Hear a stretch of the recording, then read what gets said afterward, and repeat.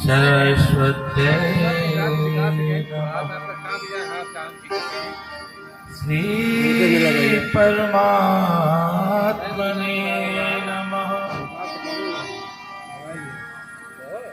श्री जानकी वल्लभ विजय देवरा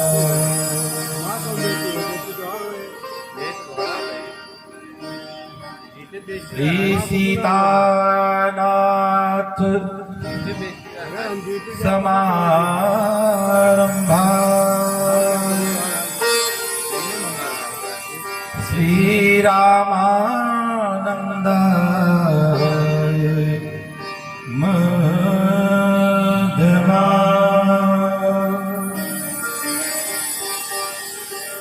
अस्मदाचार्य पर्यन्ता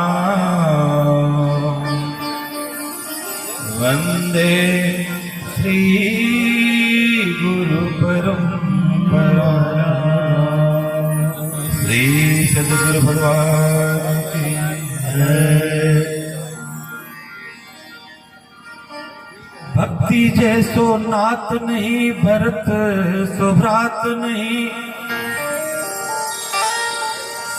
सी मात तीनों लोक का ठौर है।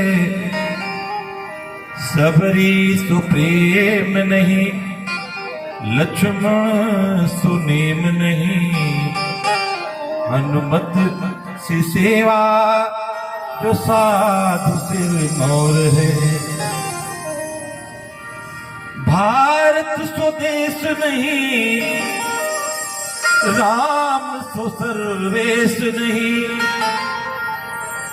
वेद सो संदेश नहीं, सुग्रीव सीन तोर है।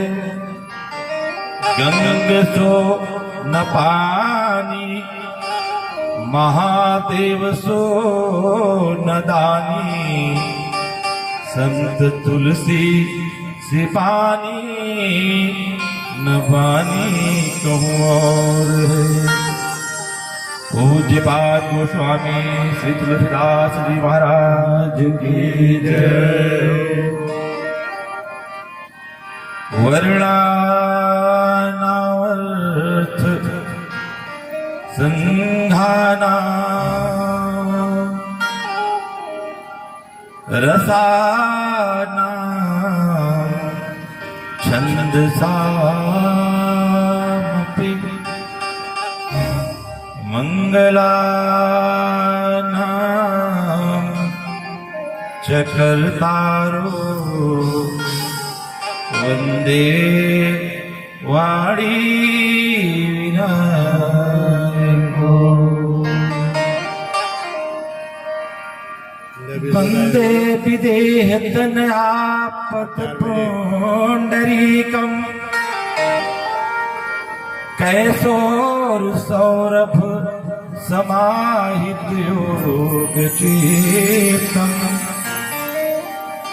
हन्तुं तिदाप मनिषम् मुनिः ससेव्यम्।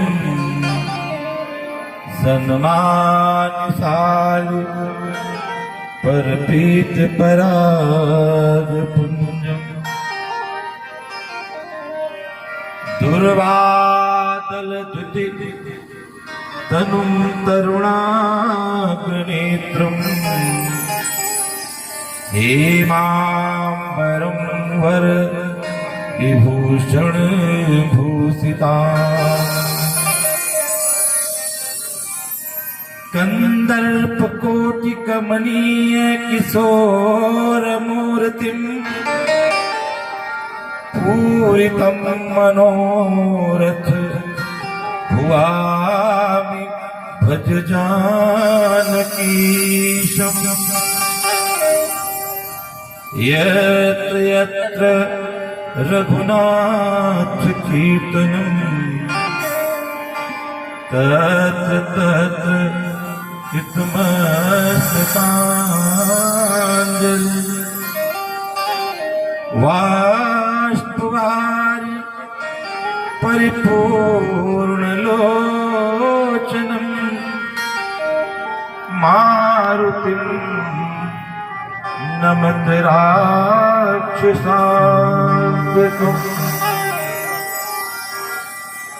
गंगा तरंग रमणीय जटा कलापम् गौरी निरंतर विभूषित वामभागम् नारायण प्रियं अनंगमदापहरम् वाराणसीपुर पतिं भज घोड़ा रह मिला रहे तुलसीदास के पद कमल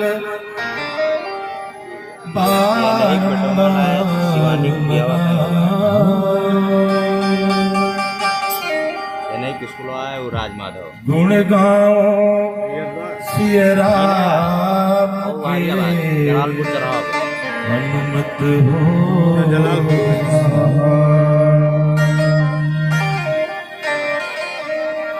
लीच सदा सुध दीन की सहज दया के धाम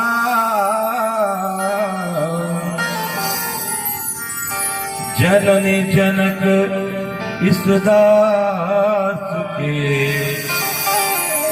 प्रभु श्री सीताराम श्री सीताराम जी महाराज की जय हो। श्री हनुमान जी महाराज की जय। श्री गौरी शंकर भगवान की जय। श्री राधा कृष्ण भगवान की जय। जय जय श्री सीताराम। जय जय श्री राधे श्याम। नमः पार्वती पते हर हर महादेव।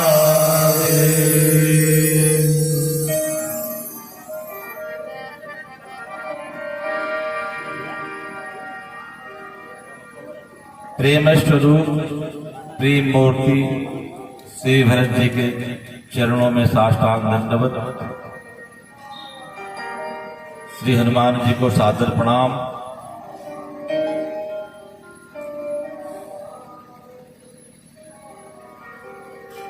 प्रभु श्री राम राघवेंद्र सरकार करुणामयी मैया जानकी की असीम कृपा से आज हम लोगों को इस 3 दिवसीय कथा में एक अतिरिक्त दिन मिल गया है। निश्चित रूप से हमने आपने जो अपनी उपस्थिति दर्ज कराई है श्री भरत जी महाराज के चरणों में वो स्वीकार हुई है।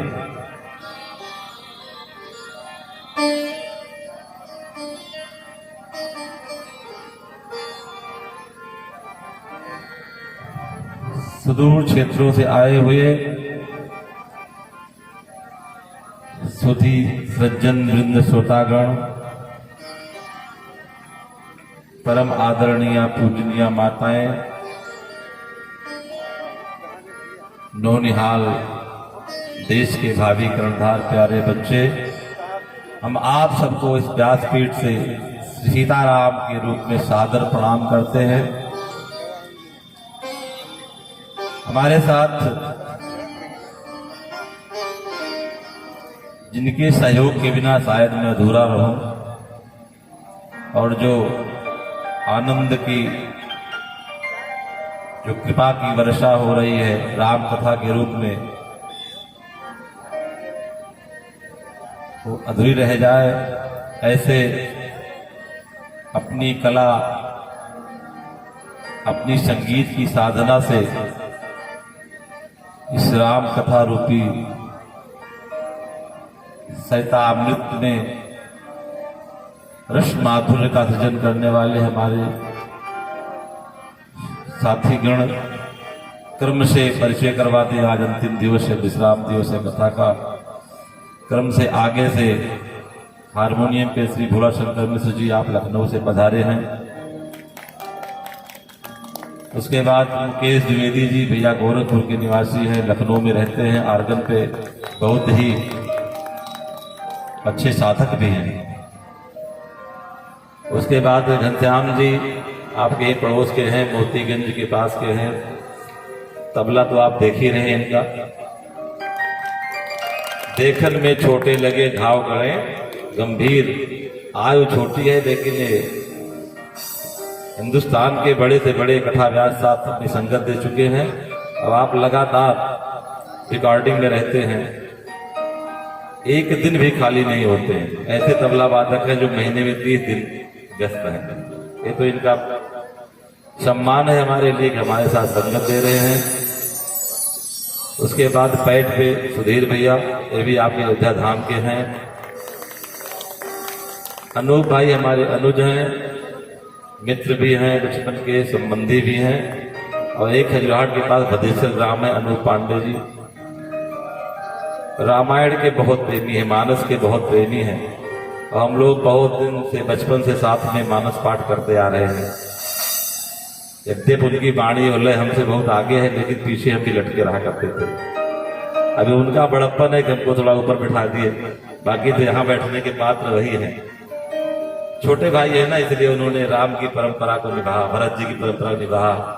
यद्यपि योग्यता नहीं है, लेकिन बड़े भैया को ही बैठाया जाए ऊपर।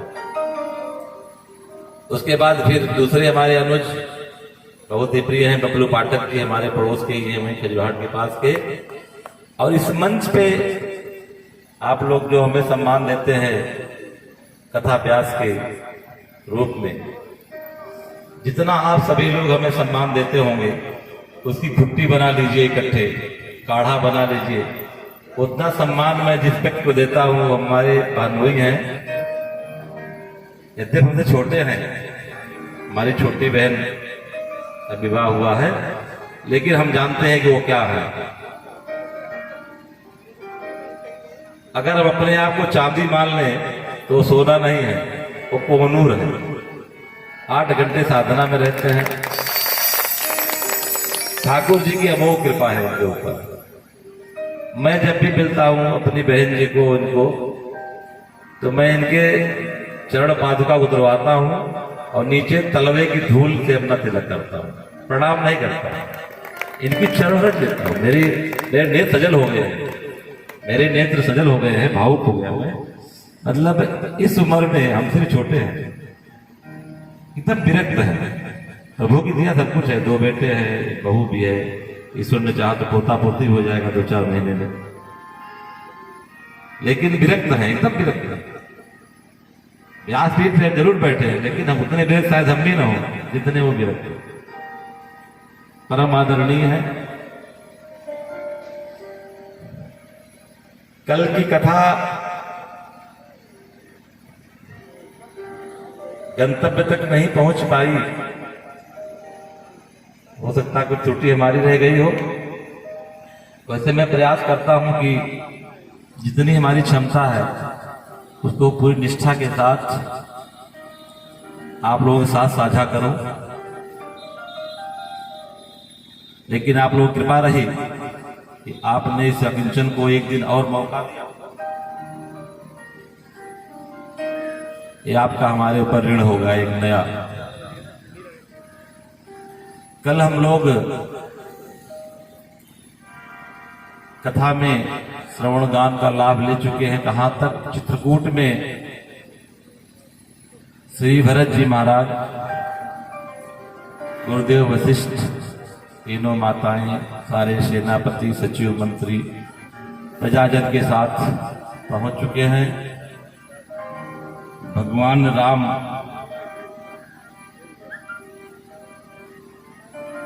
से भैया भरत का मिलन हो गया है। जो दुविधा थी श्री भरत जी के महाराज के मन में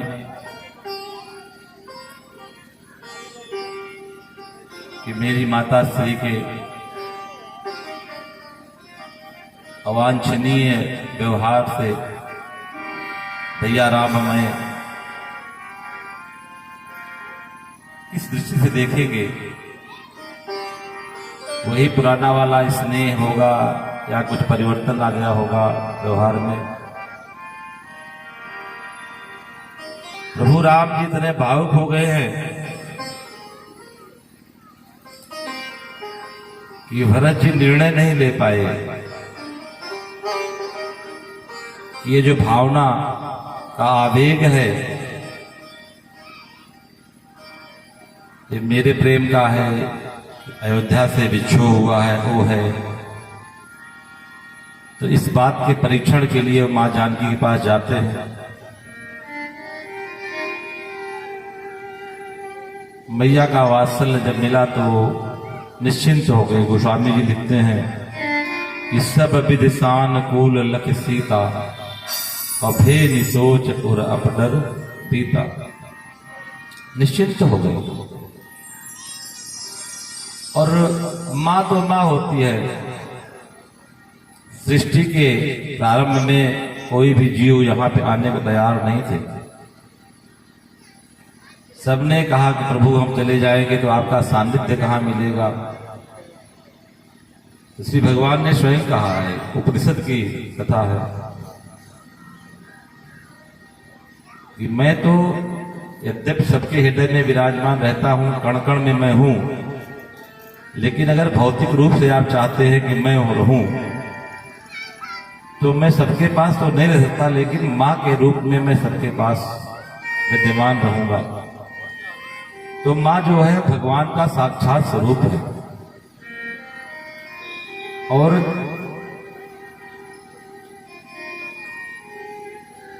नहीं कहना चाहिए हमको, लेकिन प्रसंगवश कह रहा हूं, संसार का सबसे बड़ा अभागा व्यक्ति वो होगा जो अपनी मां की सेवा न करता हो, अपनी मां की आज्ञा न मानता हो। पिता भी वंदनीय हैं, लेकिन मां उनसे भी श्रेष्ठ हैं। क्यों? अगर ऐसा न होता तो हम लोग बचपन से एक श्लोक सुनते पढ़ते आ रहेंगे, तुमेव माता च पिता तुमेव। अगर माता श्रेष्ठ न होती तो तुमेव पिता बोलते ना, तुमेव माता पहले क्यों बोलते? किसी भी देवी देवता के नाम में पहले मैया का नाम आता है। सीताराम, राधे श्याम, गौरी शंकर, राधे कृष्ण। मां कौशल्या ने स्वयं कहा था प्रभु राम को कि जो केवल पितु आयसु ताता, उत्तव जन जाहु जानी बड़ी मात। जितनी सेवा कर सके, तभी मैंने कहा था, चारि पदार्थ करतल ताके, प्रिय पितुमात प्राण समझा के। मैं अपना परिचय करवा दूं, आप लोग लगता हो जो, वैसे तो हम क्षेत्रीय हैं, बहुत दूर के हैं नहीं, अधिकांश लोग परिचित हैं। मैं कोई बहुत काबिल आदमी नहीं हूं, बहुत पढ़ा लिखा भी नहीं, सिंपल 12वीं पास हूं और भी विज्ञान वर्ग से। साइंस मैथमेटिक्स का छात्र रहा हूं, इंजीनियरिंग किया है, नौकरी की है नगर पालिका में, व्यापार किया है। आज यहां बैठा हूं, मेरे जीवन की सर्वोत्कृष्ट उपलब्धि है मुझे जो लगता है। इंजीनियर बन जाना, नौकरी मिल जाना, पैसा कमा लेना, संपत्ति बना लेना, बहुत कुछ है भगवान भरत जी महाराज का दिया हुआ, सब कुछ है, इच्छा तृप्त है, सांसारिक वस्तुओं से इच्छा तृप्त है। लेकिन मुझे आज ऐसा लगता है किसी मानव के जीवन की सर्वोच्च उपलब्धि है अगर उसका मन वास्तव में प्रभु के चरणों में लग जाए। लेकिन दो तरह की बात है, एक तो है कि राघव चरणाम रागी बन के आप कथा गा रहे हैं, और एक है कि कथा गा रहे हैं, अच्छा है, कथा गाना अच्छा है।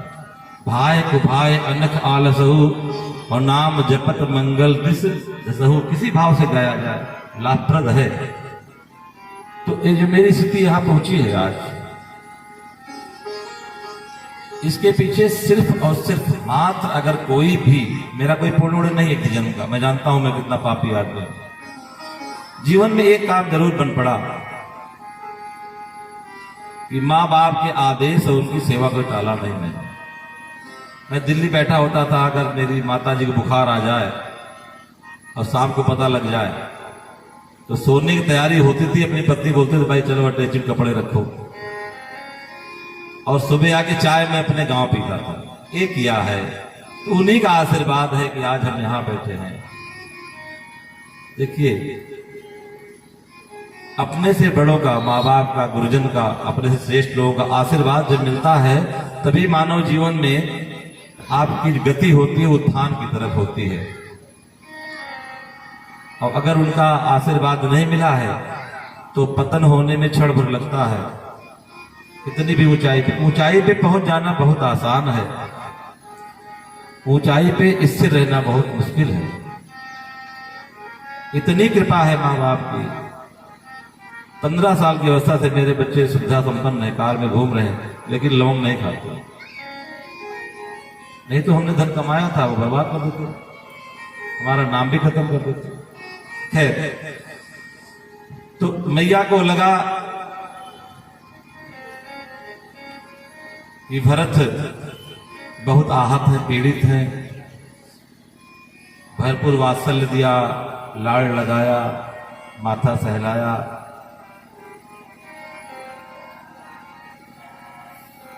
भगवान स्वयं कहते हैं कि सुनी मुनि तो ही कहूं सहरोसा,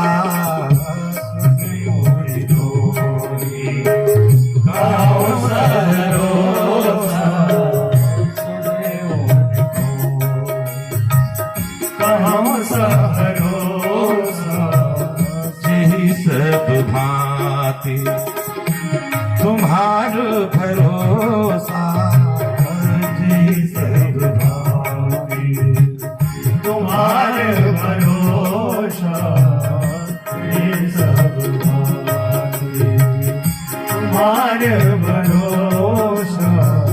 करूं सदा तिन्ह के रखवारी, गयो सदा तिन्ह के रखवारी। जिमी बालक हे महतारी, जिमी बालक हे महतारी, हे बालक हे महतारी, हे बालक। निषाद राज जी को लगता है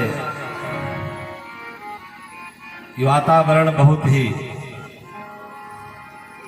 करुण हो गया है, प्रसंग बदला जाए। सभी लोग इतने भावुक हो गए हैं, प्रसंग बदलना आवश्यक है। निषाद राजगुरु भैया ने धैर्य धारण किया, हाथ जोड़ के बोलते हैं प्रभु राम से कि प्रभु नाथ साथ मुनिनाथ के, मातु सकल पुरलोक, सेवक सेनप सचिव सब आए बिकल वियोग। निषाद राज कहते हैं प्रभु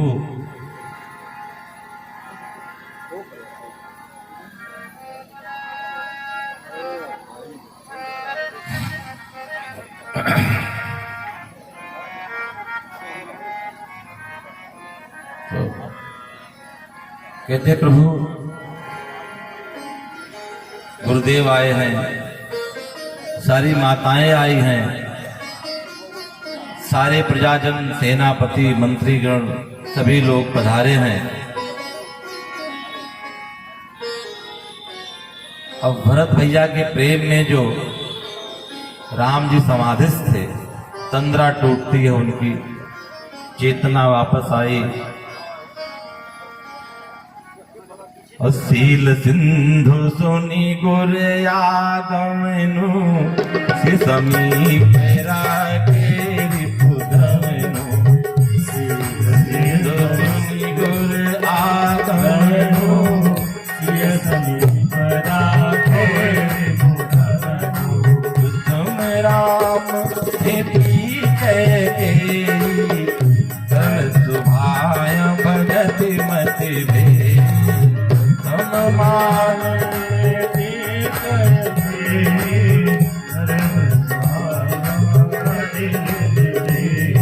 सरल सुभाय। प्रभु ने सुना कि गुरुदेव आए हैं, शत्रुघ्न जी को छोड़ा, मां जानकी के पास दौड़ते हुए पहुंचे और देखिए भगवान राम की भाव दशा। तभी तो कहा गया ऐसो को उदार जग माही। सबसे पहले प्रभु अपनी मैया के पास नहीं गए। कौशल्या मैया ने जो बचपन से संस्कार दिया हुआ है कि राम मैं तुम्हारी मां नहीं हूं, तुम्हारी मां कैकेयी है, तो प्रथम राम भेंटी कैकेयी। यहां हम लोगों को शिक्षा लेना चाहिए। थोड़ा सा भी कोई अगर हमारी बुराई कर दे, थोड़ा सा हमारा नुकसान कर दे, तो हम लोग खाई को बहुत चौड़ी कर देते हैं। मन में एक गांठ बांध लेते हैं कि इस आदमी ने हमारा ऐसा किया है। इतनी बड़ी घटना हो गई। राम जी को बन जाना उतना कष्टकारी नहीं है जितना कि तीनों माताओं का विधवा हो जाना। लेकिन इसके बाद भी भगवान राम के मन में कोई म्लान नहीं है, कोई द्वेष भावना नहीं है। सबसे पहले मैया कैकेयी के पास जाते हैं और बड़े ही सहज भाव से मिलते हैं। यद्यपि प्रभु ने पहले ही पिता का श्राद्ध कर्म कर दिया है कि वो भगवान है, उनको पता लग गया था अयोध्या में महाराज के स्वर्गमन करते ही तो घटना पीछे रही। लेकिन औपचारिक रूप से जब पता लगा कि पिताजी नहीं है, स्वर्गमन हो गया पिताश्री का, तो करी पितु क्रिया और वेद जसी वरनी अभे पुनीत पातक तुम हरि। जैसी हमारी वैदिक व्यवस्था है। अब एक बात यहां और भी, आजकल हम लोग भटक रहे हैं इस काम से भी। कहीं 3 दिन कार्यक्रम होता है, 10 गांठ होता ही नहीं, और वार्षिकी तो साथ में करने लगे लोग। गलत व्यवस्था, बहुत गलत व्यवस्था। वार्षिकी 11 महीने बाद ही होनी चाहिए, ऐसी हमारी वैदिक व्यवस्था है। क्योंकि जीव को यहां से अपने गंतव्य पहुंचने में 16 स्थान पड़ते हैं, 16 गांव हैं, वहां विश्राम करता है वो जीव। और जो 16 48 पिंडदान होता है, अलग विषय हो जाएगा। तो वार्षिकी नहीं करते हम लोग, शॉर्टकट, क्योंकि अगर हम वार्षिकी नहीं करेंगे तो बहुत सारे नियम का पालन करना पड़ेगा। लेकिन प्रभु ने जैसे वेद में वर्णित है उस तरह से पिताश्री की क्रिया किया, यज्ञ किया, भे पुनीत पातक, अपने आप को वेदी को शुद्ध किया। उधर सारे लोग आपस में मिलते हैं। राम जी बहुत व्यथित हैं पिताश्री के स्वर्गमन के कारण। माताओं की दफा देखी, उन्होंने श्वेत वस्त्र में हैं, आभूषण से रहित हैं, वैधव्य का रूप है। जो महारानियां 16 श्रृंगार में अयोध्या में होती थी, जैसा देख प्रभु गए थे, माताओं को देख रहे हैं। गुरुदेव ने बहुत समझाया, कही जग गति माइक मुनिनाथा, कहे कछुक परमार्थ गाता। परमार्थ की कथा सुनाई।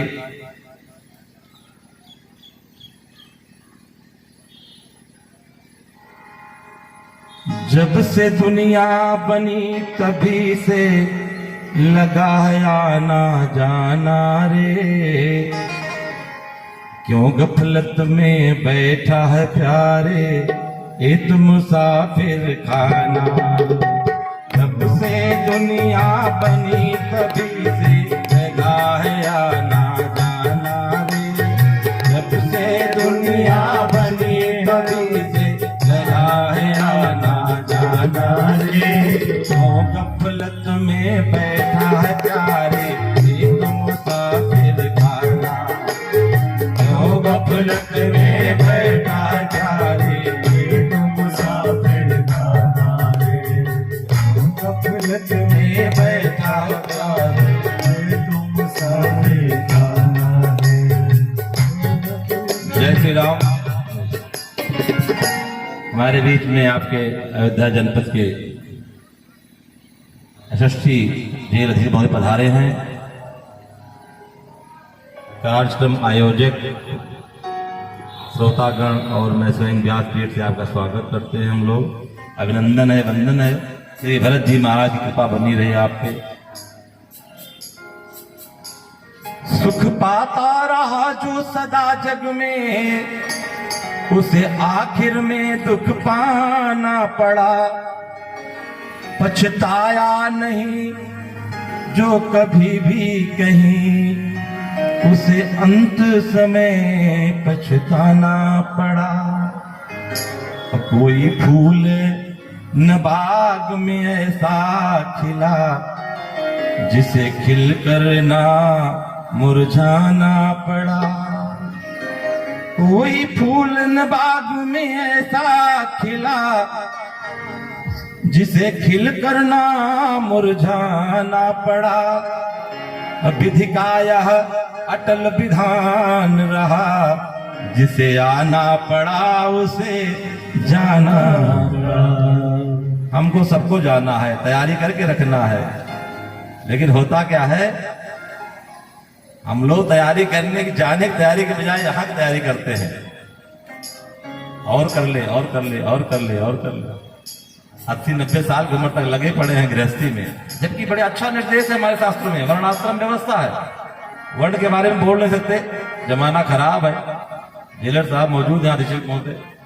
SC/ST आके बहुत टाइट है, इसलिए वर्ण के बारे में नहीं बोलेंगे। लेकिन आश्रम व्यवस्था पालन तो कर सकते हैं ना हम लोग, वो भी नहीं कर रहे। भाई वर्ण व्यवस्था सामाजिक व्यवस्था है, लेकिन आश्रम व्यवस्था तो व्यक्तिगत व्यवस्था है हमारी अपनी खुद की निजी। अपने जीवन की आयु के 4 हिस्से कर लीजिए, ब्रह्मचर्य, गृहस्थ, वानप्रस्थ, संन्यास। लेकिन नहीं, हमें तो लगता है गृहस्थ वाले तो थोड़ा बहुत धर्म कर्म में समय निकाल भी लेंगे, लेकिन संन्यास वाले उनको होता कि अब तो जाने के टाइम है, और कर लो, और कर लो, बच्चों के लिए और जोड़ दो। जाने की तैयारी करनी चाहिए। सभी लोग विश्राम कर रहे हैं। रात में भैया भरत सोच रहे हैं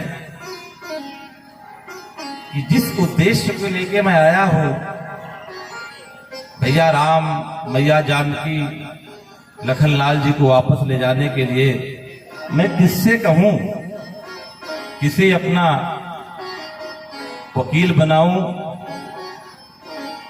कि मेरी बात बन जाए। सोचते हैं गुरुदेव से, कहते नहीं गुरुदेव कहेंगे नहीं। मैया कौशल्या से रात भर जागते रहे। अंत में एक भाव आता है कि चलिए मैं स्वयं अपनी बात रखूंगा। तो बड़ा सुंदर सा एक दोहा लिखा गोस्वामी जी ने कि महू स्नेह सकोच बस सन्मुख कही न पैन दर्शन त्रिपित नयाज लगे प्रेम प्यासे अपनी बात जब आती है सोचते हैं कि आज तक हमने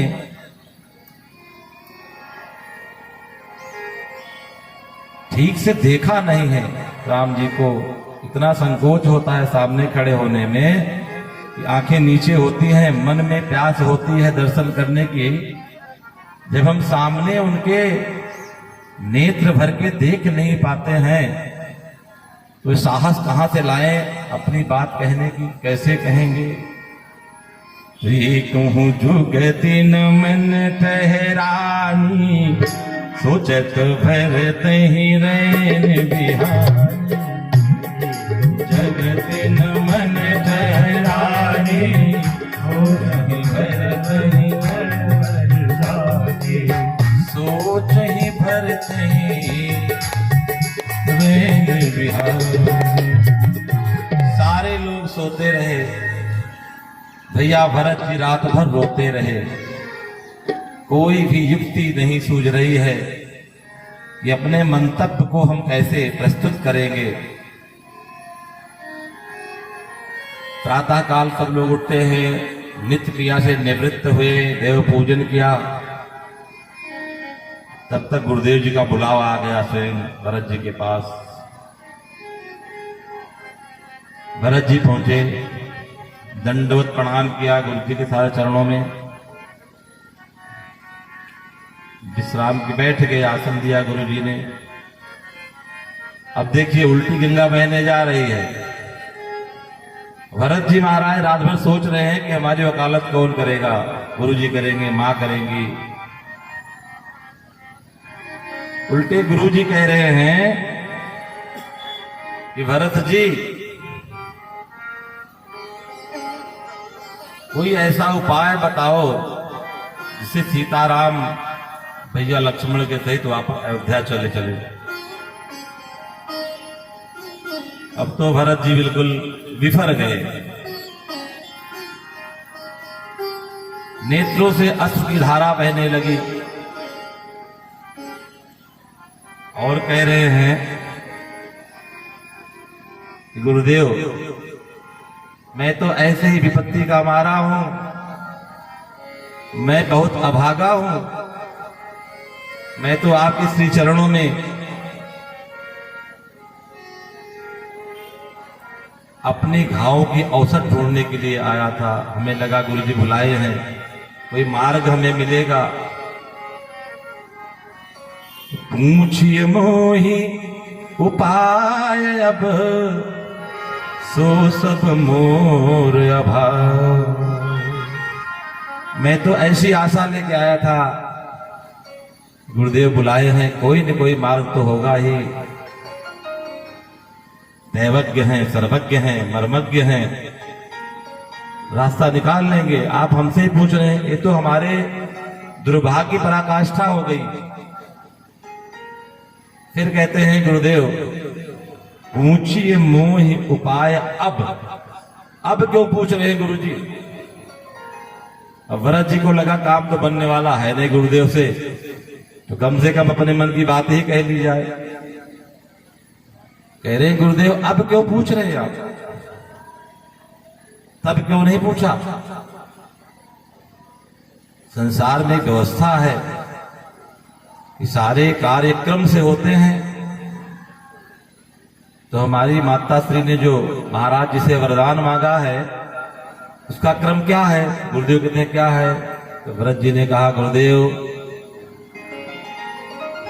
कि देव एक बर भरत ही टीका। पहला पर तो भरत का राज्याभिषेक था, दूसरा था कि माधव दूसर बर कर जोरी पूर्व नाथ मनोरथ होरी। तापस पेश विशेष उदासी 14 वर्ष राम। श्री भरत जी कह रहे हैं गुरुदेव अब क्यों पूछ रहे हैं, ऐसी क्या जल्दी थी भैया को वन भेजने की। आखिर मुझे बुलाया गया ना महाराज के निधन पे, हमें बुला लिया गया होता। पहले जो पहला वरदान था वो पूरा होता, हम राजा बनते तो हम निर्णय लेते ना। राजा हम बन जाते तो महाराज जी के वरदान का कोई मतलब नहीं बचता, तो मैं निर्णय लेता कि हमारे भैया बन जाएंगे कि नहीं जाएंगे। तो तब तो आपने पूछा नहीं, अब हमसे क्यों पूछ रहे हैं। गुरुदेव कहते हैं बात तो ठीक है भरत, लेकिन विद्वानों को कहना है सब कुछ डूब रहा हो आधा बचा लिया जाए। तो मेरे पास एक उपाय है। भरत जी प्रसन्न हुए, अच्छा गुरुजी उपाय बताइए, हम तुरंत हम पालन करेंगे आपके आदेश का। गुरुदेव कह रहे हैं कि तुम कानन गवन हो दो भाई, तुम कानन गवन दो भाई, प्रभु नहीं सिया लखन रघुराई, प्रभु नहीं सिया लखन रघुराई, सुनत बचन फूल के दो भ्राता, सुनत बचन फूल के दो भ्राता, प्रीत मोद परिपूरन गाता, प्रीत मोद परिपूरन गाता, आनंद कर्म जन्म भरि बासु, आनंद कर्म भरि बासु, अधिक मोर सुपासु, अधिक मोर सुपासु, अधिक नमोर सुपासु। जैसे गुरुदेव ने कहा कि तुम कानन गौनो दो भाई, तुरंत बोल पड़े भरत जी, महाराज स्वीकार है, गुरुदेव स्वीकार है, तुरंत स्वीकार है। आप जो है भैया राम को, भैया जानकी को, लखनलाल जी को वापस भेजिए। हम दोनों भाई, हम सानुज शत्रुघ्न के साथ हम जंगल जाएंगे, वन में निवास करेंगे। और गुरुदेव आप तो कह रहे हैं कि 14 वर्ष के बाद हमें आना है, हम नहीं आएंगे। कानन करो जन्म भरि वासु। गुरुदेव कहते क्यों भाई, महाराज ने तो 14 वर्ष का वनवास दिया है राम का, तो अगर अदला बदली हो रहा है तो 14 वर्ष का होना चाहिए। कहा नहीं वहां गुरुदेव, पता नहीं कब दोबारा मेरी मैया के अवचेतन मन में जो महत्वाकांक्षा है वो जागृत हो जाए और फिर कोई चाल मेरी मां चल दे, तो मेरे भैया आजन्म अयोध्या के राजा रहे, इसलिए मैं आजन्म वन में रहूंगा। ऐसे है हमारे श्री भरत जी महाराज। आज हमारी पत्नी के मामा श्री हैं, बहुत विद्वान व्यक्ति हैं, आदरणीय शुक्ला जी अध्यापक रहे हैं। तो मैंने कल उनको अपनी कुछ वीडियो के लिए भेजी शाम को एक दो, कि भरत क्षेत्र पे कथा गा रहे हैं,